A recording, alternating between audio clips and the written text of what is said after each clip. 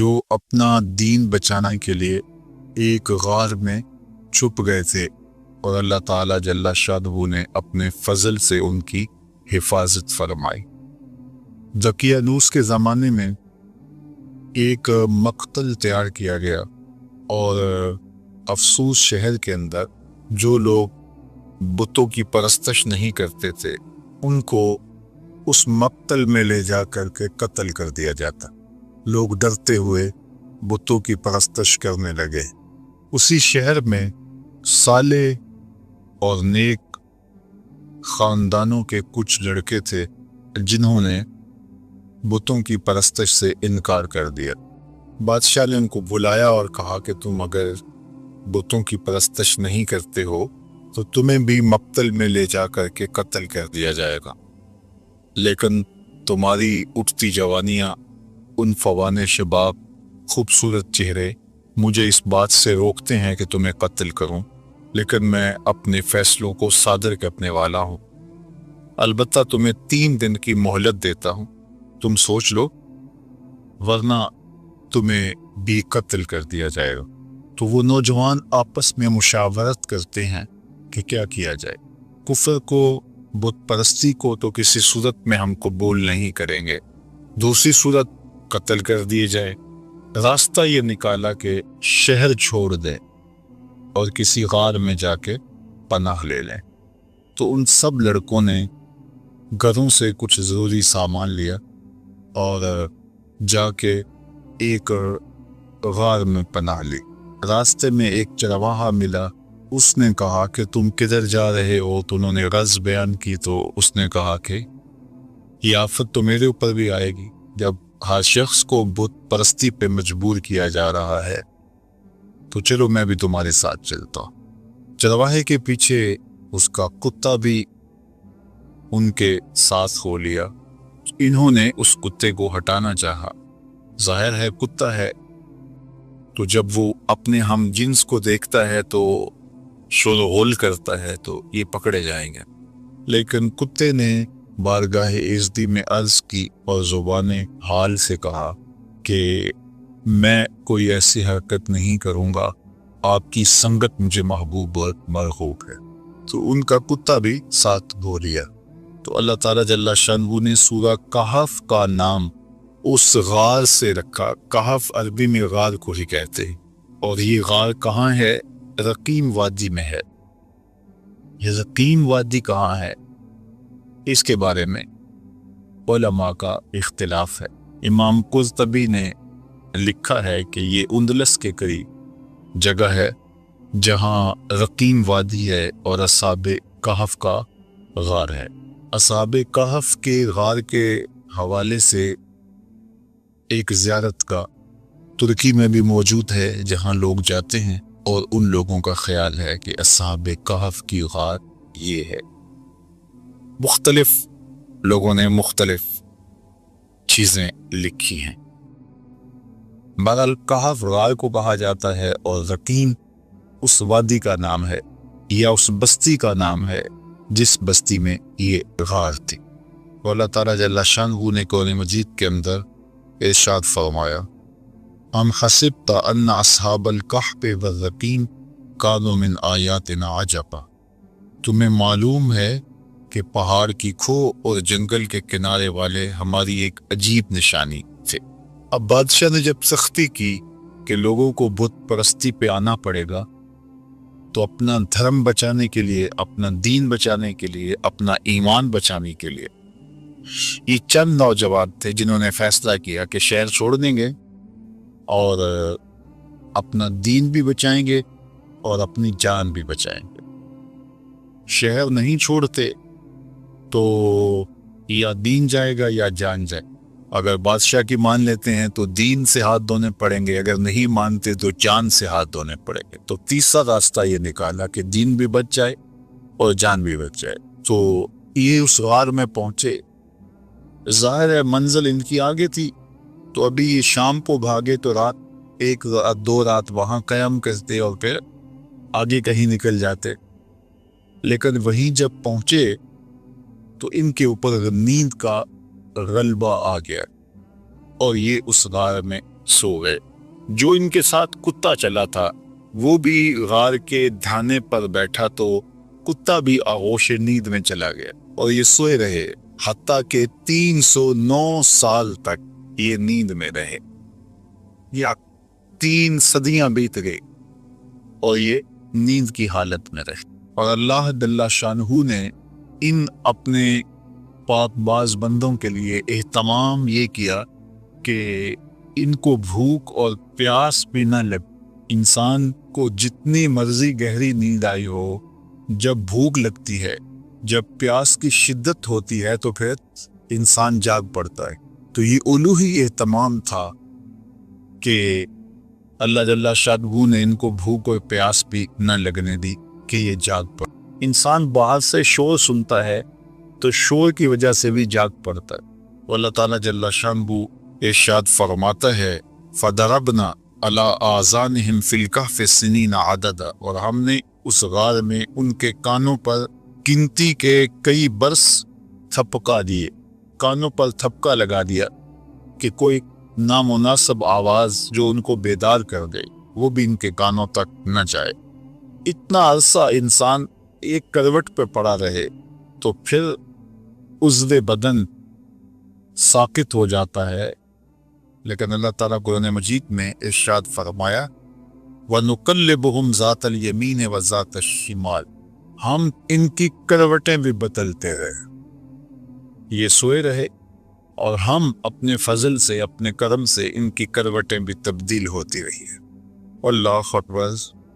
اب ظاہر ہے کوئی وہاں سے گزرا ہو اور وہاں ان کو دیکھا ہو تو ارشاد فرمایا وَتَحْسَبُهُمْ أَيْقَاظًا وَهُمْ رُقُودٌ، اور اگر کوئی ان کو دیکھے تو یہ لگے کہ یہ جاگ رہے حالانکہ یہ سوئے ہوئے تھے۔ اور پھر یہ بھی ارشاد فرمایا وَتَرَى الشَّمْسَ إِذَا طَلَعَتْ تَزَاوَرُ عَنْ كَهْفِهِمْ ذَاتَ الْيَمِينِ وَإِذَا غَرَبَتْ تَقْرِضُهُمْ ذَاتَ الشِّمَالِ وَهُمْ فِي فَجْوَةٍ مِّنْهُ۔ یہ جس غار میں سوئے پڑے تھے تو جب سورج وہاں سے گزرتا تو ہم سورج کو تھوڑا سا دائیں بائیں کر کے گزار دیتا تاکہ ان کے غار میں دھوپ کی وجہ سے بیداری نہ ہو۔ کیسا نیند کا اہتمام کیا گیا، کہا کانوں پہ تھپکے لگا دیے اور تاکہ شور ان کو نہ اٹھائے، اعضاء کہیں جامد نہ ہو جائیں، ہم کروٹیں بدلتے رہے، دھوپ کی شدت کی وجہ سے گرمی سے کہیں بیدار نہ ہو جائے، ہم نے نظام قدرت کو بدل دیا، نظام فطرت تبدیل ہو گیا۔ یہ کوئی حدیث ہوتی تو شاید کوئی اس کو ضعیف کہہ کے انکار کر دیتا کہ تم اللہ کے ولیوں کے بارے میں اتنی بڑی بات کر رہے ہو، نظام ہستی تبدیل ہو گیا، لیکن یہ قرآن ہے، کوئی انکار بھی نہیں کر سکتا۔ اللہ اکبر۔ وَتَرَى الشَّمْسَ إِذَا طَلَعَتْ تَزَاوَرُ عَنْ كَهْفِهِمْ ذَاتَ الْيَمِينِ وَإِذَا غَرَبَتْ تَقْرِضُهُمْ ذَاتَ الشِّمَالِ، کہا ہم نے سورج کے رخ کو بدل دیا، وہ آتا سیدھا، لیکن جب غار کی جگہ آتی، ان کا پہاڑ آتا تو یہ سورج تھوڑا سا خم کھا کے گزر جاتا۔ اللہ اکبر۔ اور پھر ارشاد فرمایا وَكَلْبُهُمْ بَاسِطٌ ذِرَاعَيْهِ بِالْوَسِيدِ، اور ان کا کتا جو ساتھ چلا تھا وہ کلائیوں کو پھیلا کر کے غار کی چوکھٹ پہ بیٹھا ہوا ہے۔ یہ بھی ایک اہتمام ہے، کوئی چرواہا گزرتا ہوا آئے تو وہ کتے کو دیکھ کر کے جو ہے وہ سائڈ پہ ہو جائے، اور کوئی جانور آئے، کوئی موذی جانور بھی تو 309 سال کا عرصہ بیت گیا، کئی موذی جانور آئے ہوں گے، گزرے ہوں گے، کتے کو دیکھ کے وہ بھی رخ بدل لیں، پہرے دار بھی بٹھا دیا۔ اللہ اکبر۔ یہ عرصہ بھی 309 سال کا، اور ارشاد فرمایا لَوِ اطَّلَعْتَ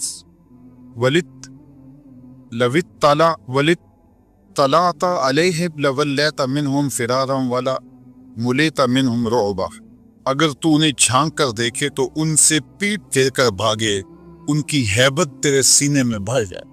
ہم نے وہاں ایک خوف بھی رکھ دیا کہ کوئی اندر جھانک کر دیکھنے کی ہمت بھی نہ کر سکے۔ اللہ کے ولی سو رہے ہیں، قدرت نے الوہی اہتمام کر رکھے، سورج بھی رخ بدل کے گزر جاتا ہے، کتا غار کے دھانے پہ بیٹھا ہے، کوئی اندر آنے کی ہمت نہیں کر پاتا، ان کے کانوں پر ہم نے جو ہے وہ تھپکے لگا دیے، کوئی آواز بھی ان تک نہیں پہنچتی، دھوپ غار کے اندر جاتی نہیں ہے کہ وہ بیدار ہو جائے، بھوک اور پیاس کی شدت انہیں تنگ کرے اور وہ بیدار ہو جائیں، ایسا بھی نہیں ہے۔ اور وہاں ایک روب رکھ دیا، ایک خوفناک منظر تھا وہاں کہ کوئی وہاں جاتا تو خوف سے آگے نہ جاتا، ایک روب دل میں پیدا ہوتا تو وہ بھاگ جاتا۔ اور وہ کتنا عرصہ سوئے رہے وہاں؟ 309 سال۔ اللہ اکبر، 309 سال وہ۔ اچھا، یہ ابھی آ کے سوئے ہی تھے، کچھ عرصہ کے بعد افسوس کا بادشاہ دقیانوس مر گیا اور اس کی جگہ اس کا نیا جانشین آیا، وہ مرا، پھر دوسرا جانشین آیا، اس کا انتقال ہوا، پھر تیسرا، چوتھا، پانچواں، حتیٰ کہ وہ سارا نظام بدل گیا اور بیدروس کا زمانہ آ گیا، اور یہ نیک اور صالح حکمران تھا، اور یہ اس بات کا خیال رکھتا تھا کہ لوگوں کو عدل و انصاف فراہم کیا جائے اور لوگوں کے عقائد درست ہوں، اللہ پر، آخرت پر لوگوں کا ایمان ہو۔ لیکن ایک فتنہ اس کے دور میں بپا ہوا۔ کچھ لوگوں نے کہا کہ حشر اجساد نہیں ہوگا، یعنی قیامت کے دن پر روحیں ہوں گی جو اللہ کے حضور پیش ہوں گی اور ان کا معاملہ ہوگا، جسم نہیں اٹھائے جائیں گے، حشر ارواح ہوگا، حشر اجساد نہیں ہوگا۔ یہ مٹی کے اندر بدن مل جائے گا، گل سڑ جائے گا، تو کیسے دوبارہ مٹی سے بدن کو اٹھایا جائے گا اور پھر حشر اجساد ہوگا؟ یہ بات سمجھ میں نہیں آتی۔ مشرکین مکہ کی سمجھ میں بھی یہ بات نہیں آئی، انہوں نے بھی یہی کہا تھا، وَضَرَبَ لَنَا مَثَلًا وَنَسِيَ خَلْقَهُ قَالَ مَن يُحْيِي الْعِظَامَ وَهِيَ رَمِيمٌ، سورہ یاسین کا پھر اٹھائیے۔ انہوں نے بھی کہا کہ جب ہم گل سڑ جائیں گے، ہڈیاں مٹی میں مل جائیں گی، تو کس طرح دوبارہ ہمیں اٹھایا جائے گا؟ وہ کہتے ہیں یہ بات سمجھ میں نہیں آتی کہ ہم دوبارہ زندہ کیے جائیں، دوبارہ ان اجسام کو اٹھایا جائے۔ اور نظر بن حارث کہیں سے پرانی قبر سے کوئی بوسیدہ سی ہڈی اٹھا لایا اور ہڈی اٹھا کر کے حضور کے سامنے آ کھڑا ہوا، اور ہڈی کو، بربری سی ہڈی کو یوں حضور کے سامنے توڑتا ہے اور اس کے ریزے زمین پہ گرتے ہیں، اور ساتھ حضور علیہ السلام سے مخاطبت کرتے ہوئے کہتا ہے ان ہڈیوں کو کون زندہ کرے گا جو میرے ہاتھوں کے معمولی لمس کو بھی برداشت نہیں کر پا رہے، ان کے ریزے ریزے ہو رہے ہیں۔ آپ جو دین لے کر آئے ہیں اس دین میں یہ ہے کہ ان ہڈیوں کو بھی زندہ کیا جائے گا، تو مجھے بتائیے ان ہڈیوں کو کون زندہ کرے گا؟ قُلْ يُحْيِيهَا الَّذِي أَنشَأَهَا أَوَّلَ مَرَّةٍ وَهُوَ بِكُلِّ خَلْقٍ عَلِيمٌ۔ فرمایا محبوب فرما دیجئے یہ تو ہڈیاں ہیں، جب ہڈیاں بھی نہیں تھی، جس نے انسان بنا لیا وہ ہڈیوں کو بھی زندہ کر لے گا۔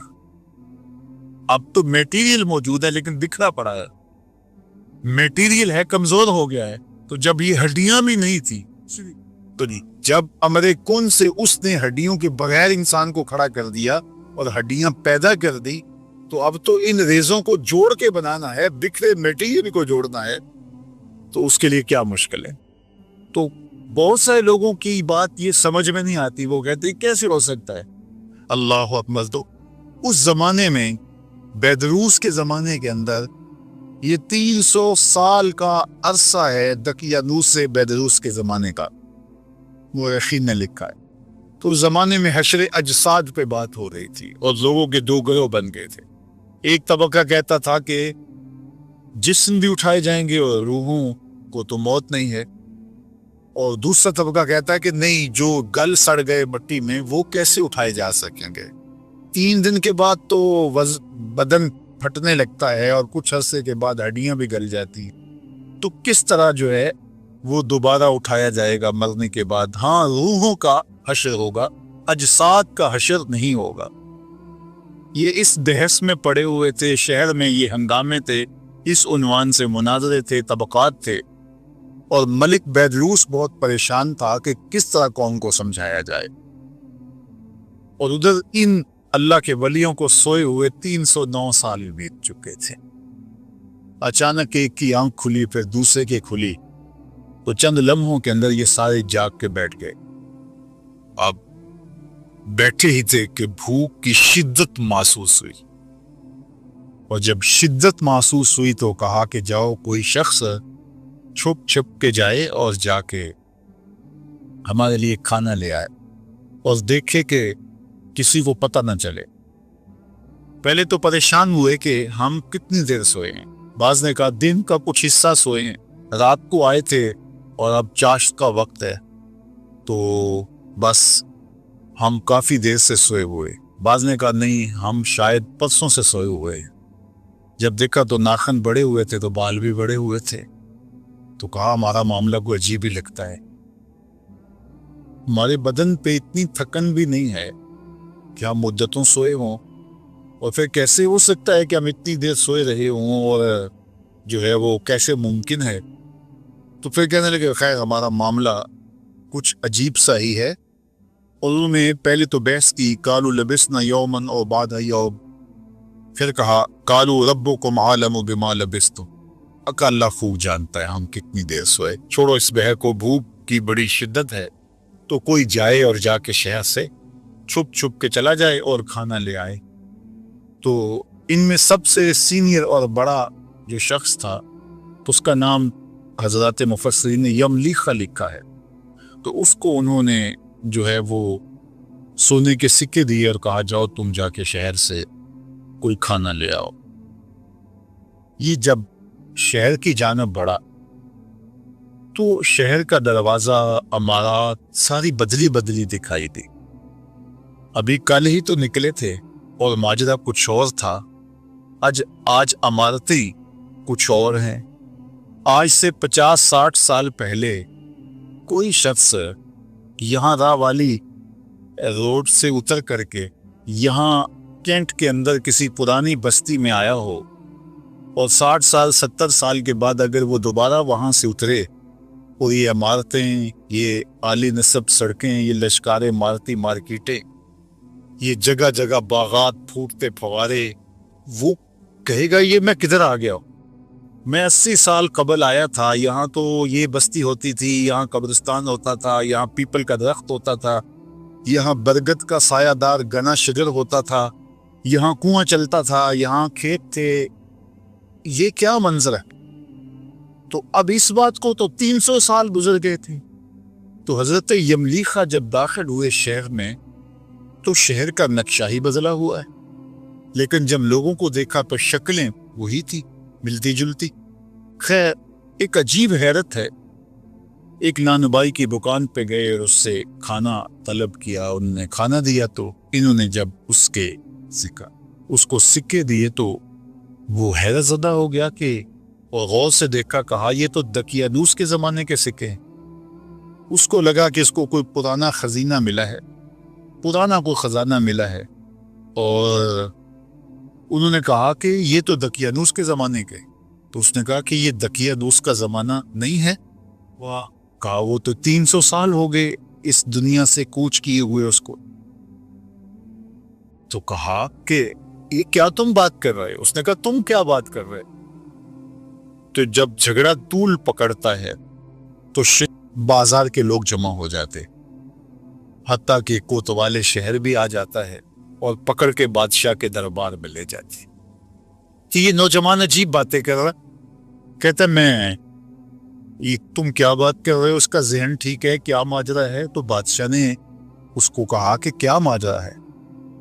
تو اس نے بتایا کہ ہم تو اپنا دین اور دھرم بچانے کے لیے شہر سے نکلے تھے، دقیانوس کا زمانہ تھا، تو اب یہاں بدلے ہوئے حالات، ہمارے پاس سکے ہیں، ابھی کل کی بات ہے۔ تو ایک وزیر نے کہا بادشاہ سلامت، دقیانوس کے زمانے میں کچھ نوجوان بھاگ گئے تھے شہر سے، اور ان کو گرفتار کرنے کے لیے دقیانوس نے کافی کوشش کی تھی لیکن نہیں ہو سکا تھا۔ پھر تختیوں پر ان کے نام لکھوا کر شاہی خزانے میں رکھ دیے تھے اور کہا تھا کہ یہ جب بھی پکڑے جائیں ان کو کڑی سزا دی جائے۔ تو کہیں یہ وہی نوجوان نہ ہو. تو وہاں سے وہ تختیاں لائی گئی اور اس کے اوپر وہی نام لکھے ہوئے تھے.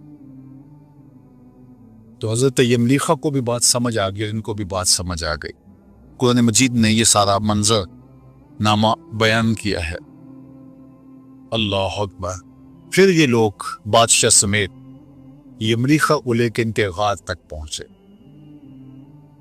اور جب لوگوں کو آتے ہوئے دیکھا تو یہ سارے گھبرا گئے کہ ہم پکڑے گئے. چونکہ غار کے اندر موجود باقی لوگوں کو تو پتہ نہیں تھا کہ وہاں ماجرا کیا ہوا اور ہم کتنا عرصہ سوئے رہے. تو جب یہ بہت مضطرب ہوئے تو حضرت یملیخہ بھاگ کر آگے چلے گئے اور جا کے ان کو ساری کہانی سنائی کہ اللہ نے ہمیں عرصہ تک سلائے رکھا. اور پھر یہ بادشاہ کی قیادت میں آیان سلطنت کے لوگ جا کے اصحاب کہف سے ملے, ان سے ملاقات کی اور یہ ان سے ملے. اور پھر وہ جو مسئلہ تھا حشر اجساد نہیں ہو سکتا, حشر ارواح ہوگا, تو یہ مسئلہ بھی حل ہو گیا کہ جو رب بغیر کھانے اور کھلانے اور پلانے کے 309 سال تک ان بندوں کو زندہ رکھ سکتا ہے, وہ قبروں میں سے بھی اٹھا لے گا اور جسموں کے ساتھ اٹھا لے. تو یہ ان سے ملے, اس کے بعد ان کو دوبارہ طبی موت واقع ہو گئی اور وہیں ان کو اس غار کے اندر ہی دفن کر دیا گیا اور آگے دیوار چن دی گئی. وہاں اللہ نے قرآن مجید میں ارشاد فرمایا کہ یہ سب وَكَذَلِكَ أَعْثَرْنَا عَلَيْهِمْ, یہ کیوں سب کچھ ہوا؟ لِيَعْلَمُوا أَنَّ وَعْدَ اللَّهِ حَقٌّ, تاکہ لوگوں کو پتہ چل جائے کہ اللہ کے وعدے سچے ہیں. وَأَنَّ السَّاعَةَ لَا رَيْبَ فِيهَا, اور قیامت کے قائم ہونے میں کوئی شک نہیں ہے, اجساد کا ارواح ہوگا. اِذْ يَتَنَازَعُونَ بَيْنَهُمْ أَمْرَهُمْ فَقَالُوا ابْنُوا عَلَيْهِمْ بُنْيَانًا. اللہ اکبر. فرمایا پھر وہ وقت بھی آیا وہاں کے لوگوں کا اختلاف ہو گیا. بعض نے کہا کہ یہاں جو ہے وہ عمارت کھڑی کر دی جائے, لیکن وہ لوگ جو غالب ہوئے انہوں نے کہا یہاں ہم مسجد بنائیں گے. ارشاد فرمایا قال الذین غلبوا علی امرہم لنتخذن علیہم مسجدا, ہم یہاں مسجد بنا دیں گے تاکہ یہاں لوگ آ کر کے نماز پڑھے اور پاک بندوں کی قربت کی برکتیں حاصل کریں. تو ان کو وہاں دفن کر کے دیوار کے آگے دیوار کر دی گئی اور ساتھ مسجد بنا دی گئی. اور یہ بادشاہ وقت کے حکم سے آیان سلطنت کے مشورے سے یہ ہوا. اللہ اکبر. اب اللہ تعالیٰ قرآن مجید میں ارشاد فرماتا سَيَقُولُهُمْ ثَلَاثَةٌ رَابِعُهُمْ كَلْبُهُمْ, بعض نے کہا 3 تھے چوتھا ان کا کتا تھا. وَيَقُولُونَ خَمْسَةٌ سَادِسُهُمْ كَلْبُهُمْ, بعض نے کہا 5 تھے چھٹا ان کا کتا تھا. رجما بالغیب, یہ ان کی اس طرح کی باتیں ہیں, ان کے اندازے ہیں, ان کی توک بندیاں ہیں. وَيَقُولُونَ سَبْعَةٌ وَثَامِنُهُمْ كَلْبُهُمْ, بعض نے کہا کہ وہ 6 تھے اور 7واں ان کا کتا تھا, 7 سے 8واں ان کا کتا تھا. قُلْ رَبِّي أَعْلَمُ بِعِدَّتِهِنَّ مَا يَعْلَمُهُمْ إِلَّا قَلِيلٌ. ارشاد فرمایا کہ تمہارا رب خوب جانتا ہے, محبوبہ فرما دو میرے رب کو خوب پتہ ہے وہ کتنے تھے. تمہارا موضوع نہیں ہے کہ ان کی تعداد کتنی تھی, تم اس میں الجھ کے نہ رہ جاؤ کہ وہ 7 تھے, وہ 5 تھے, وہ 3 تھے, چوتھا ان کا کتا تھا, چھٹا ان کا کتا تھا یا 8واں ان کا کتا تھا. تمہارا موضوع یہ نہیں ہے, تمہارا موضوع یہ ہے کہ مر کر دوبارہ اٹھنا ہے اور ایک ایک عمل کا حساب دینا. بعض اوقات ہدایت حاصل کرنے کی بجائے لا یعنی ابحاث کے اندر مبتلا ہو کر کے ہدایت کو لوگ ضائع کر دیتے. تو کہا کہ تمہارا یہ رب خوب جانتا ہے وہ 3 تھے یا 5 تھے یا اس سے زیادہ تھے, تمہاری کیا غرض, جتنے بھی تھے تمہاری نظر اس مقصد پہ ہونی چاہیے تھی کہ انہوں نے کفر کو قبول نہ کیا اور شہر چھوڑ دیا, پر تمہاری نظر اس پہ ہونی چاہیے کہ 309 سال تک بغیر کچھ کھائے پیے وہ زندہ رہے اور اللہ نے ان کو اٹھا لیا تو تمہیں بھی حشر کے دن اٹھا لے گا. اس کے لیے جو ہے وہ کوئی مسئلہ نہیں ہے. تو اللہ جل شانہ نے اس واقعہ کو بیان کیا.